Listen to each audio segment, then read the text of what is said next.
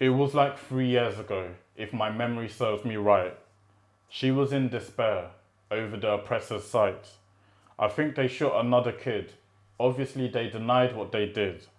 She was sad, exasperated, heartbroken, because they wanted Palestinian spirit to be broken. I could see it through the words written within that 140 character limit.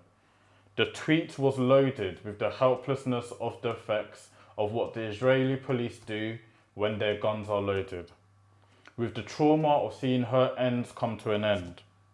I typed out that response and pressed send. I told her I love her because I do, because I felt her pain and I still do. She might not have realised I'm Rwandese. She might not have realised that I lost like 50% of my family in the 90s. But she sent solidarity right back to me. The first person online or in the creative world to show solidarity with my family. We were talking about hope and a better future. That was before the IDF dropped their bombs and missiles in Gaza, before M23 dropped bombs and bullets all over Goma, before the UK stripped funding from UNRWA, before the UK overlooked innocent prisoners to sign a £500 million deal with Rwanda. That convo ended with her saying Amen. 3 years later, the only weapon we got is our prayers, because she was talking about survivor's guilt, and that's something we both feel. I was born in 98, but imagine if I was born in 93. Would the RPF have killed me?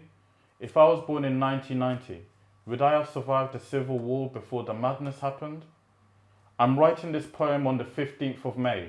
I sympathise with her on a day like today, because some of us got pushed into Congo, could never return because we'd probably be killed.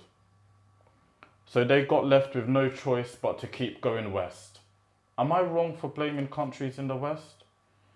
I can't imagine all this stuff times 50 going around in her head.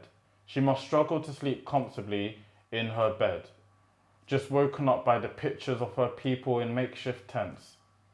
It was 3 years ago, but it's a shame. It's a shame those tweets have aged so well. Because what's worse than being a Palestinian woman? So the love and solidarity is natural. I can't be a hypocrite, I'm Rwandan. So this poem ends on that note. The freedom has to be fought for. I'm not naive to the power of the Western powers, but a better future requires us to keep up the hope.